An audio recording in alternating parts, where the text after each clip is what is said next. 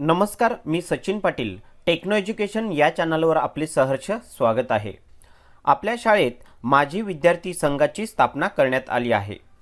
या माजी विद्यार्थी संघाची स्थापना केल्यानंतर स्कूल पोर्टलवर त्याची नोंदणी करण्यासाठी त्याचप्रमाणे आलेली देणगी असेल, त्याचप्रमाणे जे काही सोहळा आपण माजी विद्यार्थ्यांचा आयोजित करतो त्यांचे फोटो असतील, तसेच अधिकृत जी काही माहिती असेल ही माहिती नोंदवण्यासाठीचा टॅब आपल्याला या स्कूल पोर्टलवर देण्यात आलेला आहे.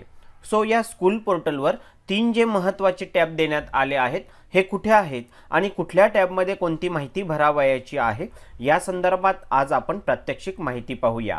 यासाठी प्रथमतः आपण आपल्या क्रोम ब्राउझरमध्ये स्कूल पोर्टल हा टॅब लॉग इन करून घ्यायचा आहे. बघा, स्कूल पोर्टल लॉग इन करत असताना येथे आपल्या शाळेचा UIS नंबर, पासवर्ड आणि दिलेला कॅप्चा टाकून याखाली असलेल्या लॉग इन या टॅबवर आपण क्लिक करूया. लॉग इन केल्यानंतर आपण या ठिकाणी पाहू शकतो येथे काही टॅब देण्यात आले आहेत. यातीलच हा माजी विद्यार्थी संघ म्हणून हा एक टॅब देण्यात आला आहे. यावर आपण क्लिक करूया.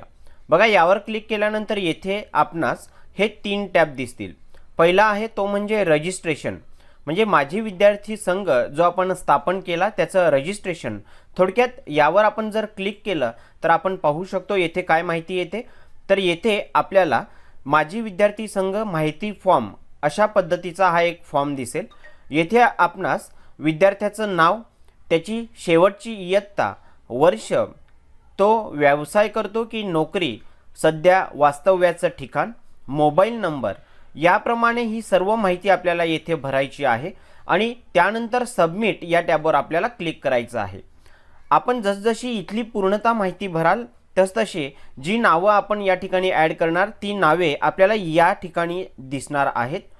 सो माजी विद्यार्थी संघ माहिती फॉर्म म्हणजेच प्रत्येक विद्यार्थ्याचं रजिस्ट्रेशन करण्यासाठी आपल्याला येथे यायचं आणि त्या विद्यार्थ्यांची नावं दिलेल्या माहितीप्रमाणे भरत जायचं आहे.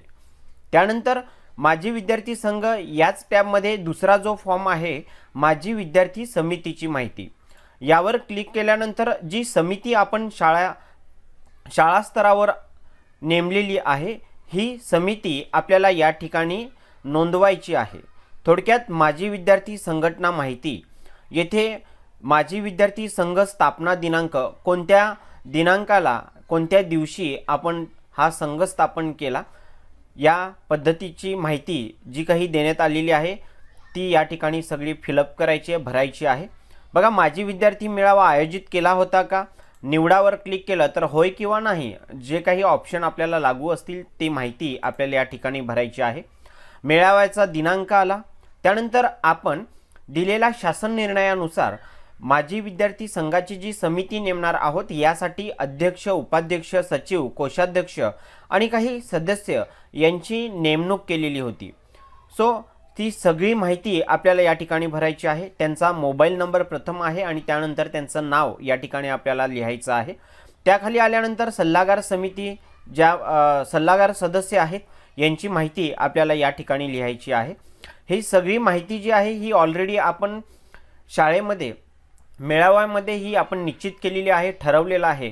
त्याप्रमाणे जी नोंदणी केलेली असेल तीच नोंदणी आपल्याला आता अधिकृतरित्या या स्कूल पोर्टलवर भरायची आहे, या ठिकाणी नोंदणी करायची आहे.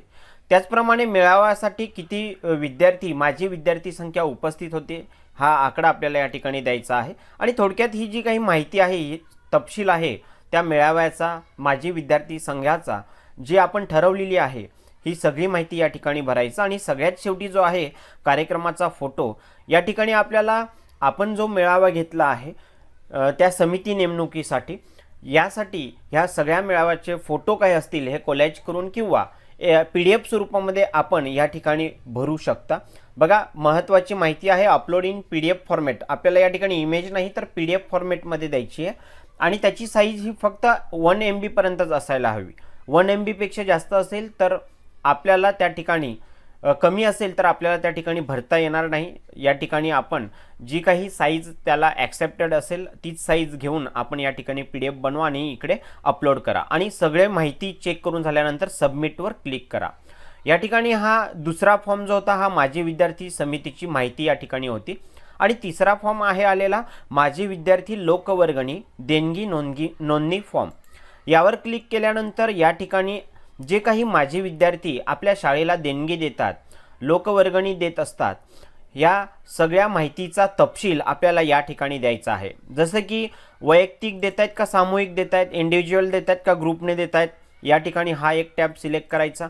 मोबाईल नंबर आहे, नेम आहे, रोख रक्कम दिली असेल तर किती दिली ते लिहायचं, देयकाची पद्धत कुठली आहे. जेव्हा मी ही माहिती भरेल तेव्हा हे टॅब ऑन होतील.